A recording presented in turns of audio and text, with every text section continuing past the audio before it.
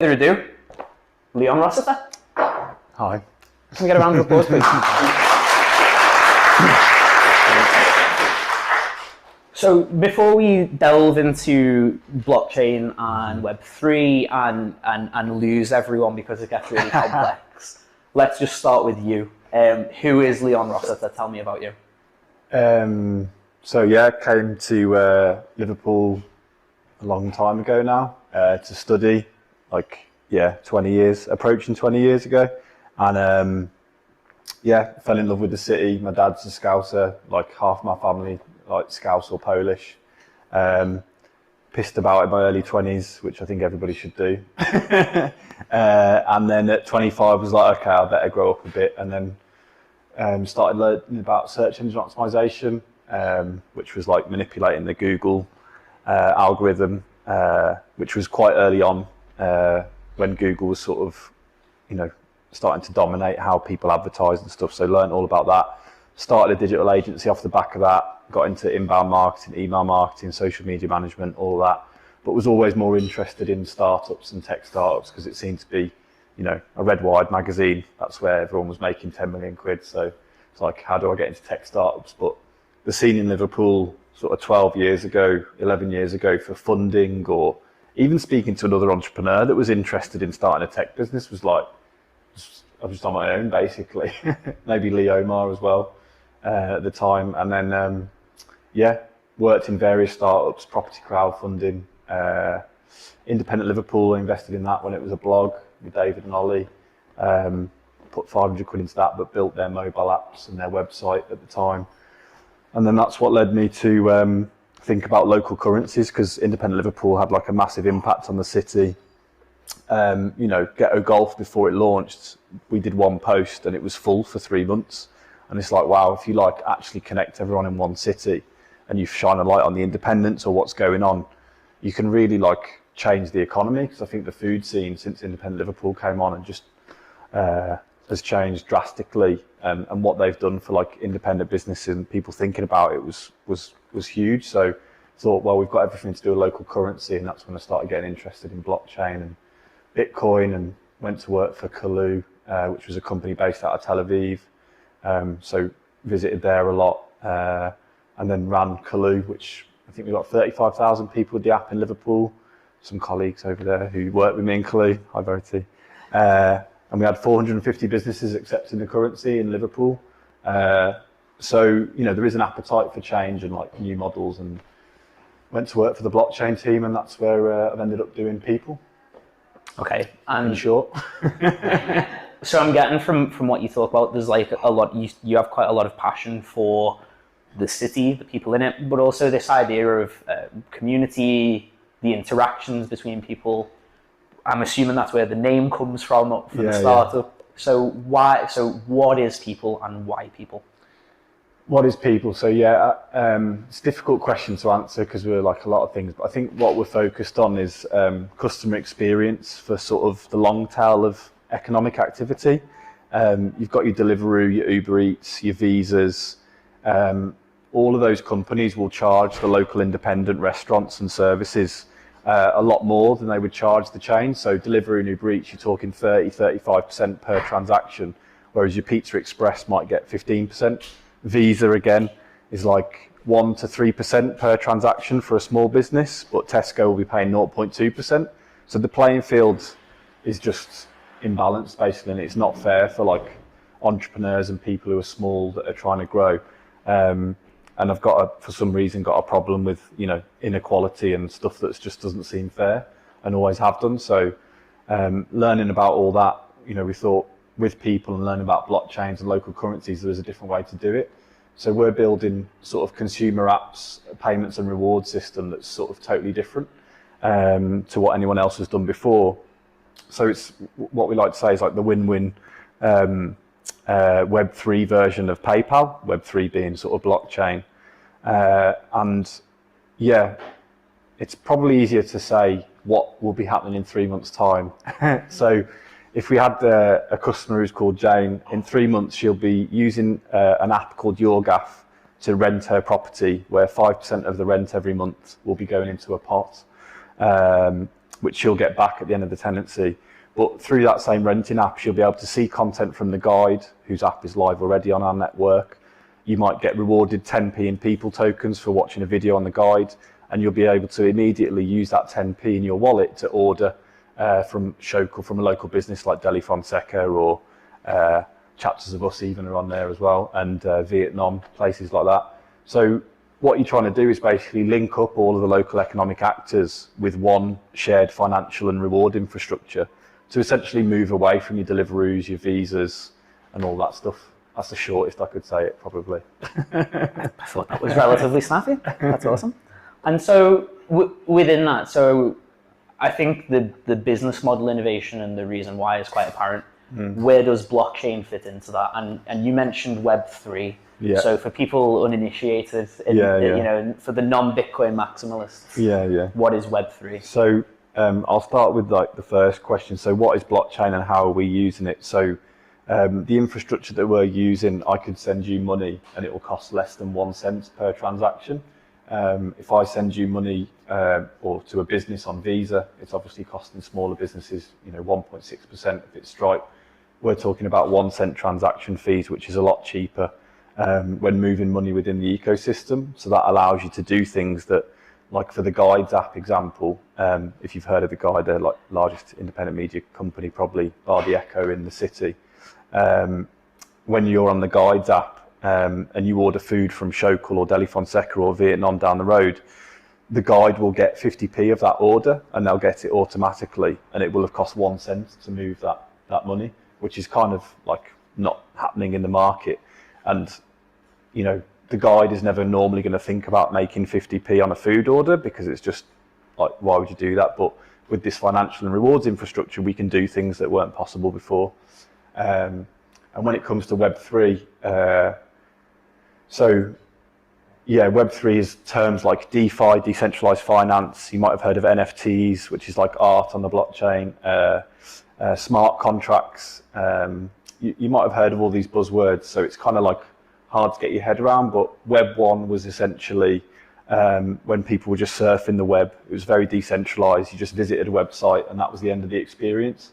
Web 2 was more of your Facebook, your Twitter, your Deliveroos, where you can actually interact with these products and services. So you might say, well, what's the problem? My friends are on Instagram, I can order off Deliveroo. You know, there's loads of content on YouTube. What's wrong with it? Well, I don't know if anyone's seen The Social Dilemma and the film on Netflix that talks about like how we are the product and how we're being manipulated. Facebook's making between $100 to $500 per year, off your data. Well, in Web3 land, we would say, well, can I have that $500, please? Because it's my data. So, you know, why can't you give that to me?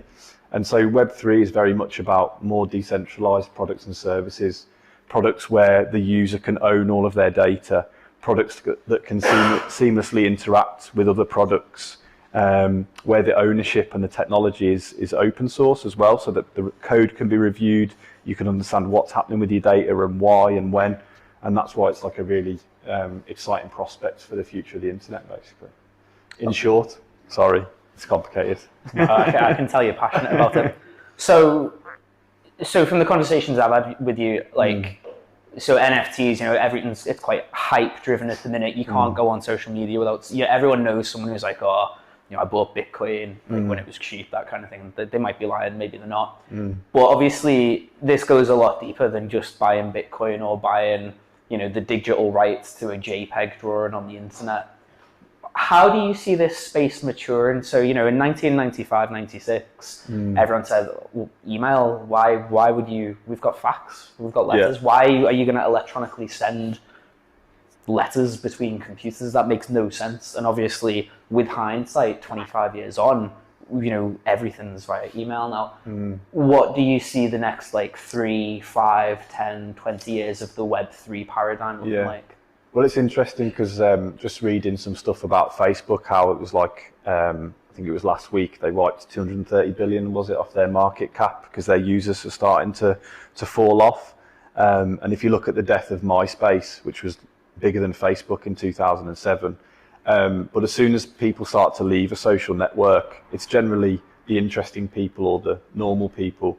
And what happened to MySpace was it just ended up with like really extreme like degenerates on there basically, and it just ruins the platform. I know it's true, you can read about it. It was like alt-right groups and extreme Christian groups and all this stuff. So like the theory is that that's probably going to happen to Facebook because people are just going to get bored of it, everyone's going to start leaving, there's going to be a bit of a spiral. So I think that Web3 has the opportunity to step into all of these spaces that some of these networks that are in Web2 have left behind. So your social networking, the way that you pay for things, the different apps that you use, I think they're all going to end up on Web3 in one way or another. Like the way that I see it, if someone orders some food from Talk Stuff in our model, they're going to get 5% of that purchase back in Peepl tokens. Now that 5%, like they own part of the Peepl network just from getting a reward and spending.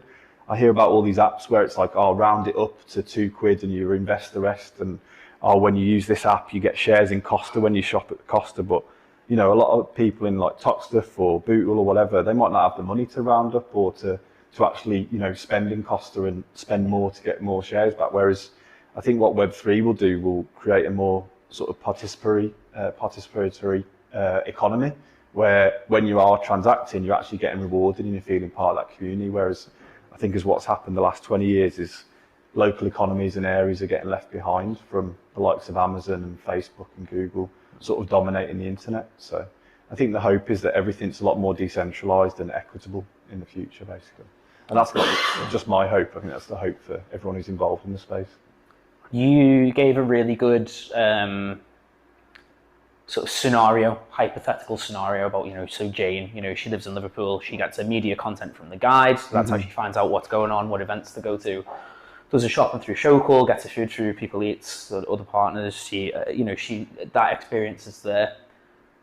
What else could there be for Liverpool, and how can a place like Liverpool, given that we're not a London, we're not a Silicon Valley, that kind of thing, what could a Web3 enabled Liverpool look like, and what could Liverpool's role in building Web3 be, apart from being the headquarters of one of the pioneers of it?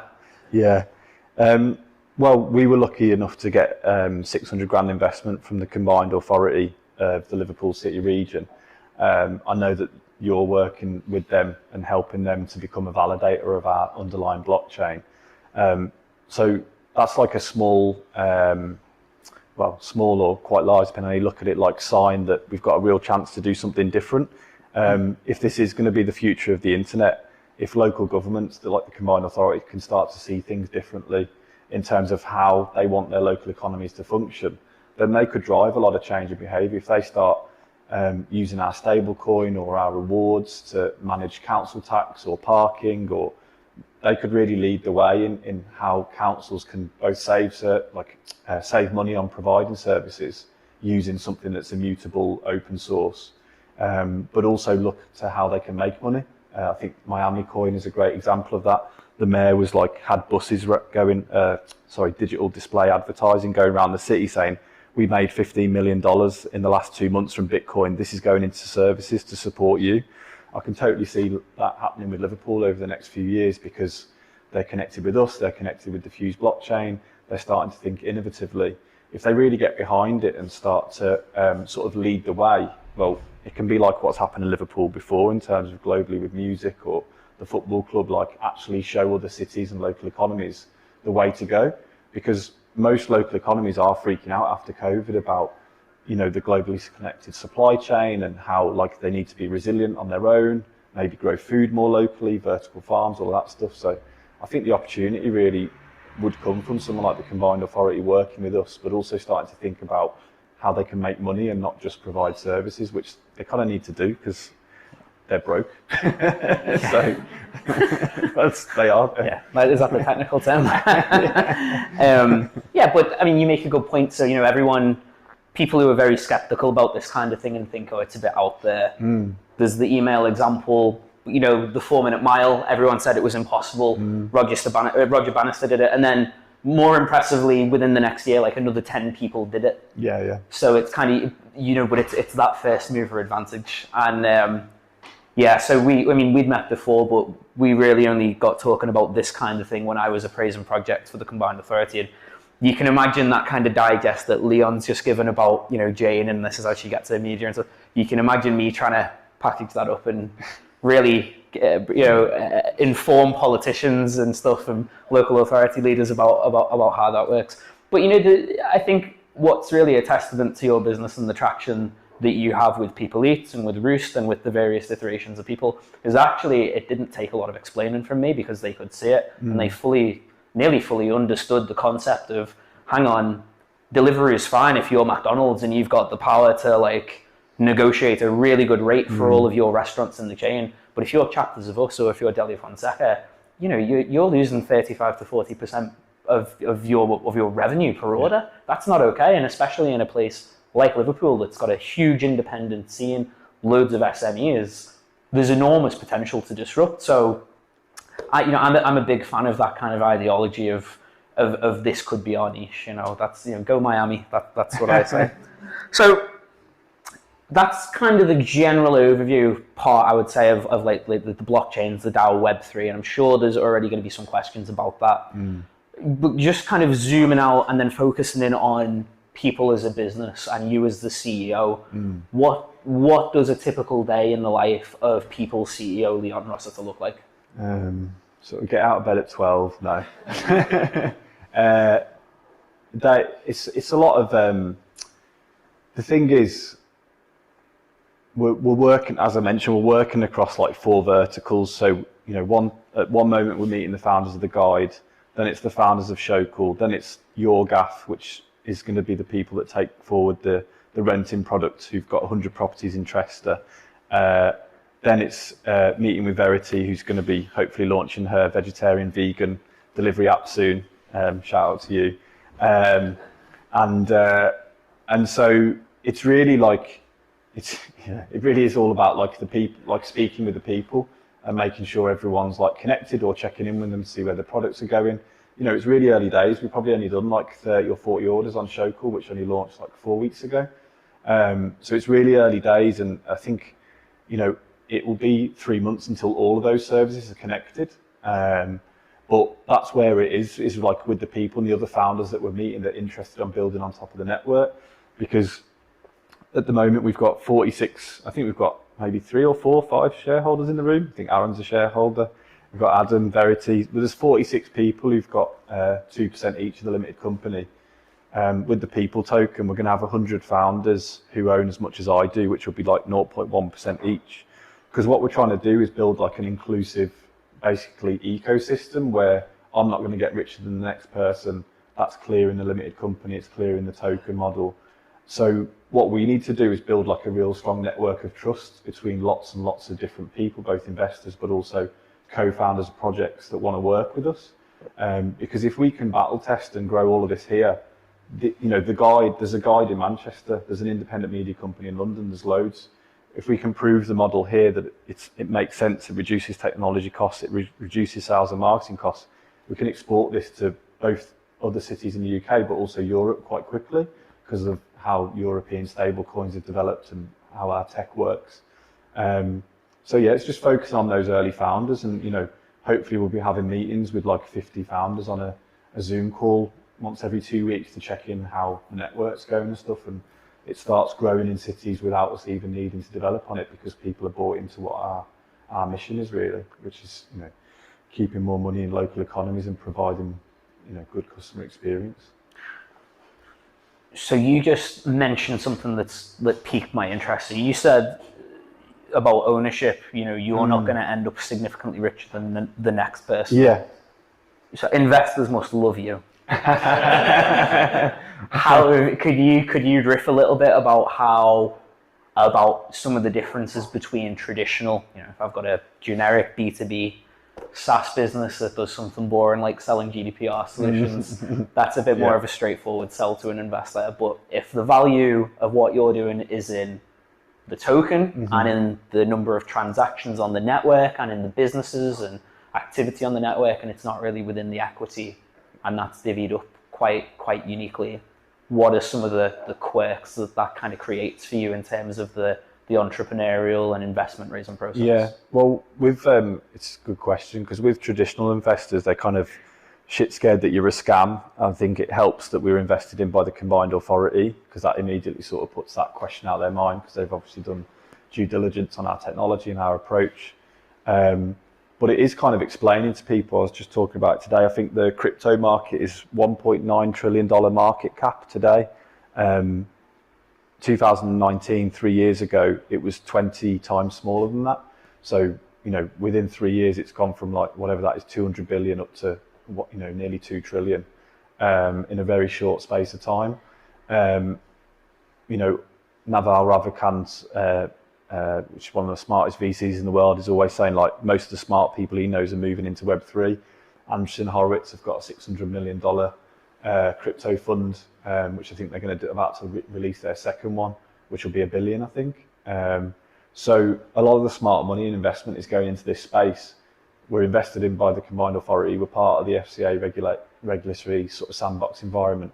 So it's just telling that story about, look, yeah, it's a bit scary and like, okay, it's tokens and it's this, but at the end of the day, we're like real people and we're here, and so it's just alleviating their fears, and it's about educating. I'm constantly sending like potential board members or other investors like links to 1 hour podcasts or whatever, because when you don't know about it, it's like, what are you on about, mate? But there's a lot of stuff out there that's pretty credible, telling people about this industry and how it's going to change a lot of things.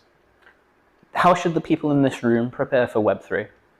Web3, don't know, invest 500 quid into about 20 projects and hope for the best. This is not financial advice. Well, I mean, yeah, it's, I think it's quite easy to buy some crypto now on Coinbase or whatever, but I mean, it is the future. But also at the same, I was just talking about another talk about Web3. 90% of the projects that are there at the moment in 4 or 5 years might totally have disappeared, and all the value might have gone. Like 100% that's going to happen. If you look at the top 20 from 4 years ago, which we did recently, there's only 4 projects left, still anywhere near the top 20. 16 of them just dead and just useless. I can easily see out of the top 20 today, even though they've got big communities that people are banging on about them, that half of them, if not more, can not be here in 4 or 5 years. Because the nature of how early it is very similar to the dot-com bubble in the early 2000s. So, yeah, just pick some ones and just hope for the best is probably the only advice I could give. It's not advice. It's not financial advice for the recording. Oh yeah, for the recording. It's don't do that. Yeah. Don't do that. Don't do that. Okay. Yeah, because no one wants to be the pets.com of Web3, right? Exactly. Ironically, like way before its time, because now you've got things like, is it Button Up Box, which is basically the same thing, but now subscription boxes are in and it works. Yeah. But obviously, in the dot-com bubble, it didn't. Okay, that's really. But in all seriousness, if you do have investments, 5% of what you have, it's not a bad idea to put it into some of the, the top performing crypto projects, the ones that you can understand and you think have a future, because, it is going to change like the nature of the internet, and it might take 5 years, 10 years, might take 20 years, but it fundamentally will, just because of the economics that's going to be built into it being more inclusive, and it's just going to be better for customers and everyone. Like, why do you pay such high fees on your loans or mortgages? Well, it's because the Barclays CEO gets 20 million quid a year, and he's got to pay whatever it is, 50 million a year for all the Canary Wharf offices. Blockchain's really good at getting rid of the middleman. So our financial products and services are going to come from DeFi. So. Okay. If I had a magic lamp and you rubbed it and a genie came out and said, right, Leon, you've got 3 wishes, anything around tech, Liverpool, that kind of thing. What would those 3 wishes be? So within us having distributed wealth and distributed ownership, what we're also exploring and 100% going to do, because it's how we're attracting people, is limit the capital gains that any one individual can make or investors can make. So let's say that was 5 million quid, because that's the figure that's been floated around. We'd like to be in 1,000, 1,500 cities across the world. If we did, we'd be valued in the billions. But me personally, I'm going to get 5 million quid.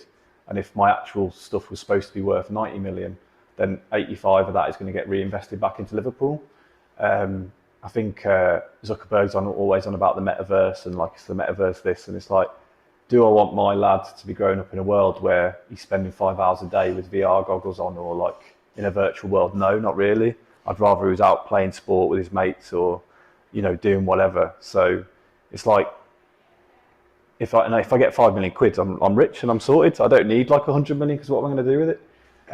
So the whole idea is that we can scale, we can limit capital gains, redistribute into local economies, so that local economies the world over can function a bit better and are more focused on quality of life and well-being, sport, all that type of stuff. Because I think UBI is going to come in anyway, because automation and the machines are going to take over at some point. So we might as well not be, well, that's true. So we might as well be out there playing sport and doing stuff, as opposed to like being sat in, you know, the metaverse, or like in some spaceship on Wall-E or whatever it is. So yeah. You're like the most chilled person I've ever heard say that about robots. Yeah, the robots are going to get us anyway. It doesn't matter. What's the best thing about being CEO of Peepl?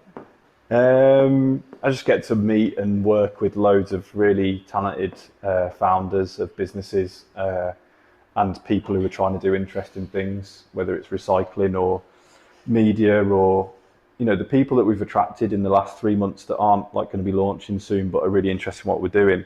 They're interested in that redistribution of capital gains. They're interested in more sustainable society, you know, vegan apps. They're interested in behaviour change, because I think most people after the pandemic kind of realised like it's all a bit fucked up, really. I think billionaires got on average 54% richer during the pandemic.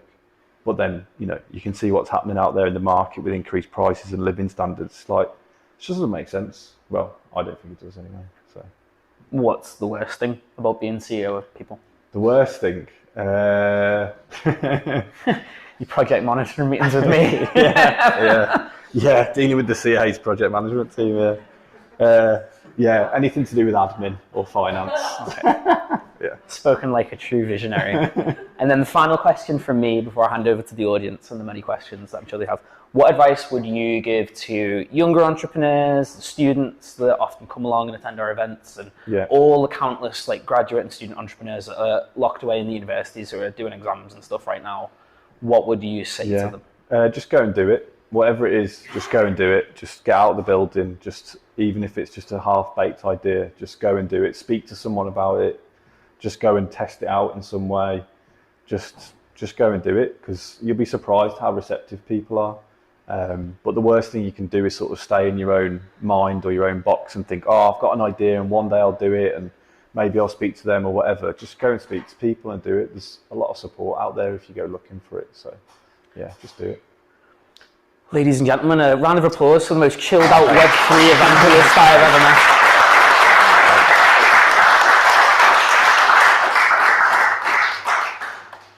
And we'll open it up to the audience for a Q&A, and straight away, Mr. Dan Price.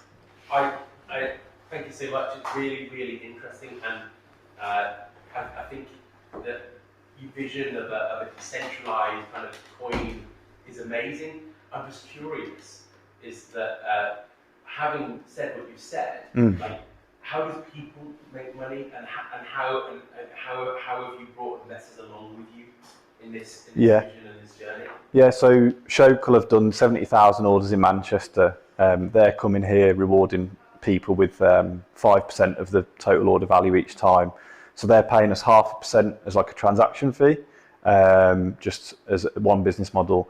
And then one of the nice business models is when people spend, let's say you've got £100 worth of Peepl tokens, your order's £100. If you pay for that using Peepl tokens, the retailer is expecting to pay their fee as normal, and Shokel are expecting to receive their fee as normal. So that 5% that is normally rewarded to the customer will take that 5%, and that works out at a 0.5% fee that's kind of hidden from everyone, which is quite nice. Also, you know, we've running a stable coin service in to back all of the pounds and everything. When we're doing that, there's like fractional banking stuff that you can do if the figures are really high, like loaning that out. And then because we're built on, you know, whenever anyone's ordering from us, they're on the decentralized financial infrastructure that's connected to Ethereum as well. We can offer and connect them to other DeFi projects, whether that's insurance, loans, mortgages in the future. And if we're just taking like fractions of a percent or tiny, even 0.1% on a mortgage deal, then they're making the rest of it, like, yeah, we'll be all right. It's the Superman 3 gambit, it's the half pennies that aren't Yeah. accounted for that they come to you. Exactly, yeah. So it's basically all or nothing. We're not going to be a small company in 5 years. We'll have either done it or we won't. I love that. Yeah. Lamborghinis or food stamps is the technical term. Yeah. Any other question? Verity? What do you think is the biggest threat for our future in terms of blockchain, Web3? What do you think is the biggest kind of hurdle with high scale adoption? So governments, basically. So governments are like seriously scared, quite rightly. When Zuckerberg tried to do a global digital currency, the central banks were like, no fucking way. No, sorry, I shouldn't swear. So yeah, I mean, that's why we're part of the FCA sandbox, is like making sure that we're on the good side of regulation and working with them to understand it all and how to be regulated. But yeah, we were talking to a project in Sri Lanka, and because we want to back the Peepl token for now, with real, like, the price of a Peepl token will stay at 10 pence per token for the next 4 or 5 years to give stability to the market. So we can't go to Sri Lanka with our technology unless we can give rewards in their currency that's backed pound for pound.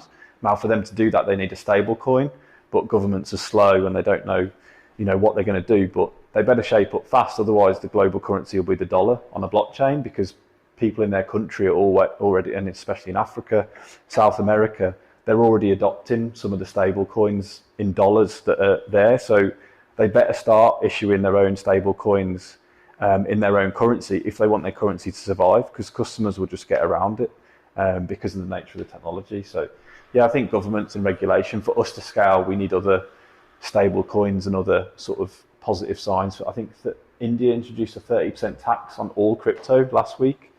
Like, it's pretty hard to make money or invest at 30% tax. So yeah, probably governments and regulation. Dave? How hard was it to set up the platforms? Is there something kind of very special about your technical architecture? How hard is it to find kind of developers and architects? Yeah, so pretty hard. I mean, so Coloured Coins was a project that used the Bitcoin blockchain to move assets other than Bitcoin in 2013. So that was the project that I reached out to when I was part of Independent Liverpool, 2016-ish, 2015. So the guy, Mark, who was part of that team, he worked at Kaloo on the blockchain infrastructure.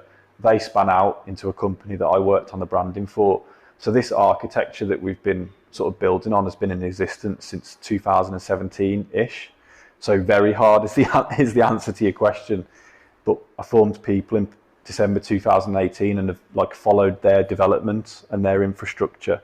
But because they were always interested in open source, mobile wallets and blockchain, we've just piggybacked off them, and we own a part of the Fuse network, and we validated the Fuse network. So yeah, it hasn't happened overnight to get to this. We've just adapted what they've been working on for like 3 or 4 years. Well, in one way, he's been working on it for 8 years, but we've been working on the specific bit of tech for like 4 years, and then it's taken us, like since January last year, since we got the money, to really accelerate our development. But Adam, our CTO, is in the room over there, so he can, if you want any like technical questions, you can ask him, because he's been building on top of it. But that's the beauty of blockchains. It's mostly open source.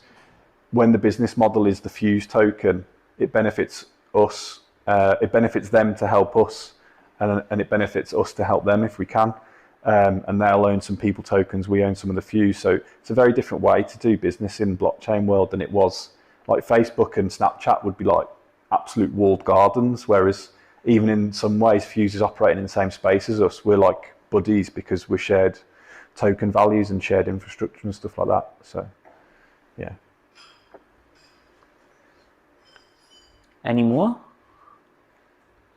That's it. Everyone's a Web3 blockchain expert. Excellent. That's what I wanted. Well, that's definitely no more questions. If not, then one more round of applause for Leon Rossiter.